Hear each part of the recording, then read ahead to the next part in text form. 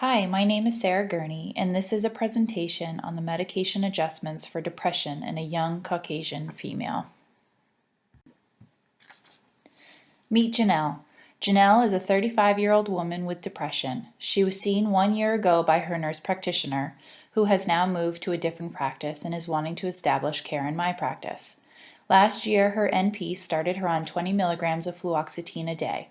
At her 4-week follow-up appointment, her NP increased her dose from 20 milligrams per day to 40 milligrams per day due to lack of response. She has taken the 40 milligrams per day for the past year. Janelle has been seeing a counselor pretty regularly and states it helps a lot. However, she feels that her fluoxetine has been only helping a little, and she is wondering what else can be done about her medication. Social history.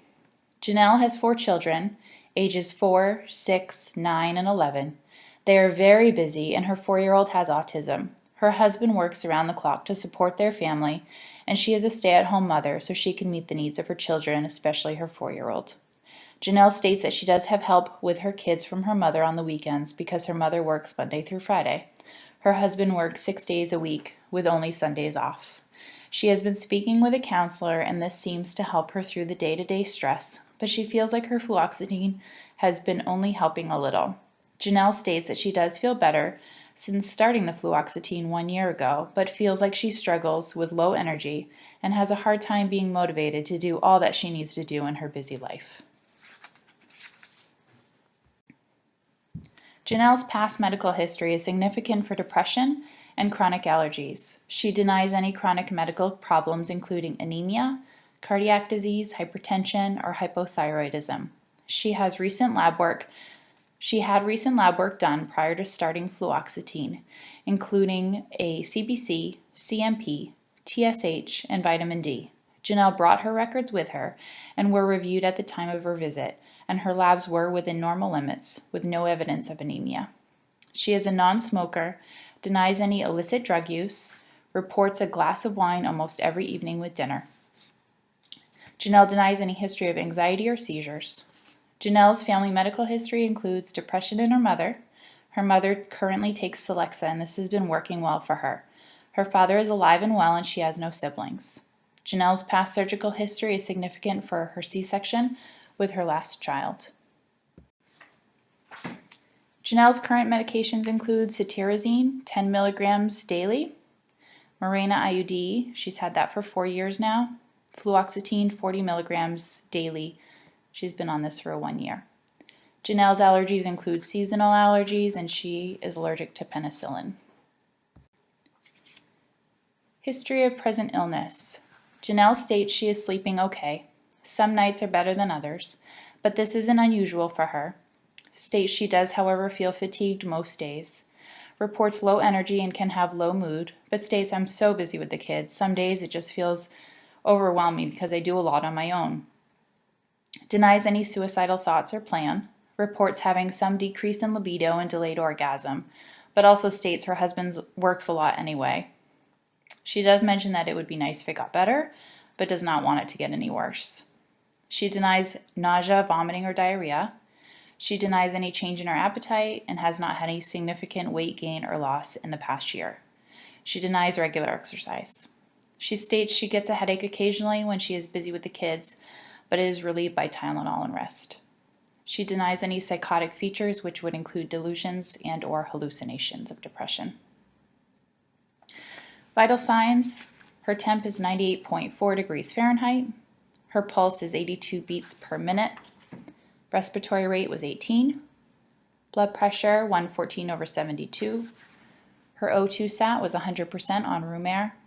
Her height is 5 feet 6 inches. Her weight is 160 pounds, which makes her BMI 25.8. The plan. So because Janelle's a new patient in my practice, I completed a physical exam, and for the sake of this presentation, her physical exam was benign. I had Janelle complete a PHQ-9 to establish her safety risk, and she scored a 5, which falls under minimal risk.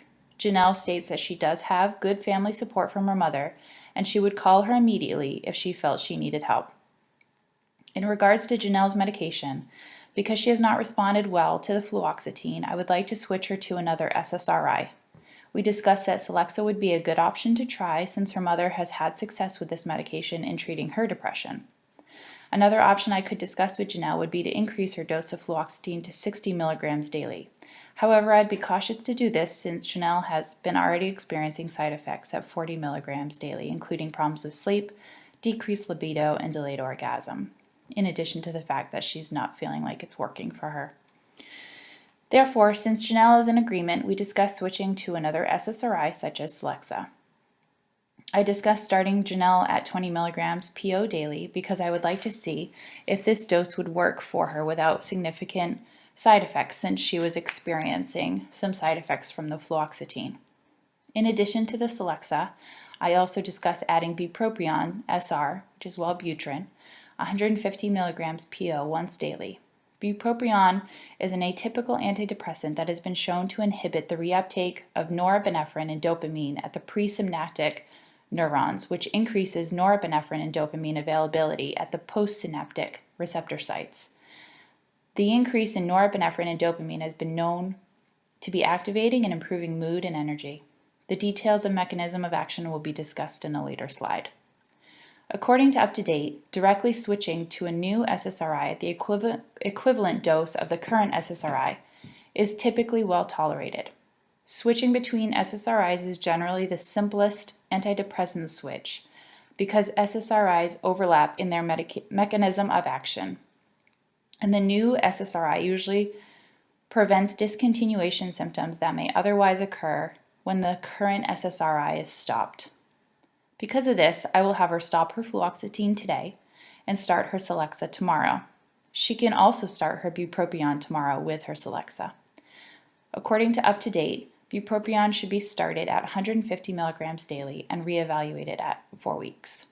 If lack of response occurs, bupropion can then be increased to 150 milligrams twice daily. We will plan to follow up in 4 weeks unless she is experiencing problems, and then she can be seen sooner. At 4 weeks, we will reevaluate her medications and make adjustments as needed. If Janelle experiences little response to a second SSRI and the addition of bupropion, my next step would be to encourage switching to an SNRI with the addition of a referral to psych for medication management.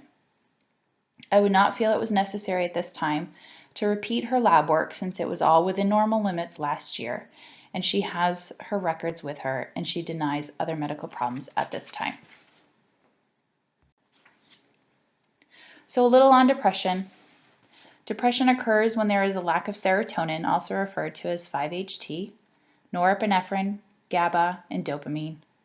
Therefore, pharmacological efforts are associated with making these neurotransmitters more available in different parts of the central nervous system. Celexa is an SSRI, also known as a selective serotonin reuptake inhibitor. It inhibits the reuptake of unbound serotonin at the presynaptic neurons. This allows for more serotonin to be available for binding at the postsynaptic serotonin receptor. This is illustrated in image 1 on the slide above. Bupropion is an atypical antidepressant and is often classified as a weak norepinephrine dopamine reuptake inhibitor. The mechanism of bupropion is not well known, although it has been found to increase norepinephrine and dopamine by blocking the reuptake of these neurotransmitters at the presynaptic neuron. An increase in norepinephrine and dopamine available to the postsynaptic receptors is associated with symptoms of increased mood, energy, and motivation. Like Celexa, fluoxetine is also a serotonin selective reuptake inhibitor. This means that both drugs work similarly in that they inhibit the reuptake of unbound serotonin, or 5-HT, therefore making more serotonin available to the postsynaptic serotonin receptor. According to the most recent guidelines from the American Psychiatric Association, the initial selection of an antidepressant medication will largely be based on the tolerability, safety, and cost of the medication, as well as patient preference and history of prior medication treatment. The current recommendation for lack or little response to the initial SSRI is to switch to another SSRI, especially if the patient is experiencing side effects of the initial antidepressant at higher doses. Because Janelle is experiencing decreased libido and sleep disturbances, I felt it was appropriate to switch from the initial SSRI to a second SSRI. In addition to the fact that Celexa works well for her mother, I felt it was necessary to try this SSRI over the others. Also important to note, Celexa has minimal effects on norepinephrine and dopamine neuronal reuptake. Celexa is metabolized in the liver by the CYP450 system. It has a half-life of 35 hours, and in the course of a week, serum plasma levels become stable with a steady state of the drug. Therefore, once-a-day dosing is appropriate for Celexa. 12 to 23% of ingested Celexa is excreted unchanged in the urine, and 10% is excreted in the feces. Because all SSRIs can interact with other drugs significantly, it is important to mention that the isoenzymes in the P450 system, which are associated with these drug interactions. According to an article in the Pharmacogenetics Genomics Journal, variations in cytochrome P450 genes have been shown to be associated with both accelerated and delayed pharmacokinetic clearance of many psychotropic medications. Citalopram is metabolized by 3 CYP enzymes, CYP2C19 and CYP3A4 play a primary role in citalopram metabolism, whereas CYP2D6 plays a secondary role. For the purpose of this presentation, it was necessary to discuss the drug interactions that can occur, as it is important to assess when prescribing SSRIs to a patient. However, in Janelle's case, she is not taking any other medications at this time that would fall into this category. Also, if her response was less than adequate, we could assess Janelle to see if she were a poor metabolizer of these associated isoenzymes. This would indicate dosing adjustments, however, would be done by a psychiatrist, not myself, as I'm her PCP. If she were to have an inadequate response to Celexa, I would refer her to psych if I felt this needed a more extensive follow-up.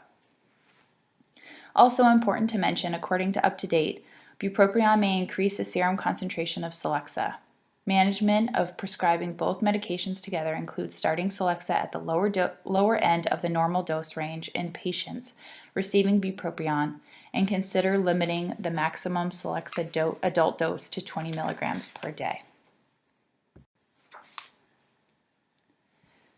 3 ADRs I keep in my head about Celexa to discuss with Janelle would be drowsiness or insomnia. Like fluoxetine, Celexa could potentially cause sleep disturbances. GI side effects are common, such as nausea, loss of appetite, diarrhea, or constipation. Also, cold symptoms can be a side effect, such as sneezing, cough, stuffy nose, or sore throat. I would discuss with Janelle that these side effects may be worse initially and can subside as her body adjusts to the medication over the first couple of weeks. Other side effects associated with Celexa would be QT prolongation at higher doses. I would want to be cautious of this if Janelle had a prior cardiac condition, which she does not. Also, serotonin syndrome, if she were taking other medications that would cause excess serotonin agonist activity. Janelle is not on any other medications that would cause this, so I would not worry about this at this time. Side effects associated with bupropion include dry mouth, constipation, headache, nausea. If she has nausea, she can take take food with her medication. Also, dizziness and trouble sleeping. Janelle has Anthem for insurance, and Celexa is a covered medication and is on the $4 Walmart list for a month's supply. Bupropion SR is covered under Anthem insurance and is considered a Tier 3 and may require prior auth for twice daily dosing as opposed to once daily dosing. Bupropion costs $10.40 at Walmart for a month's supply.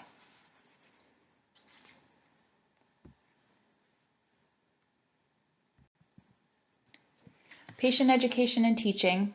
As stated in an earlier slide, I would discuss dosing with Janelle to include stopping her fluoxetine today and starting her Celexa at 20 milligrams tomorrow morning.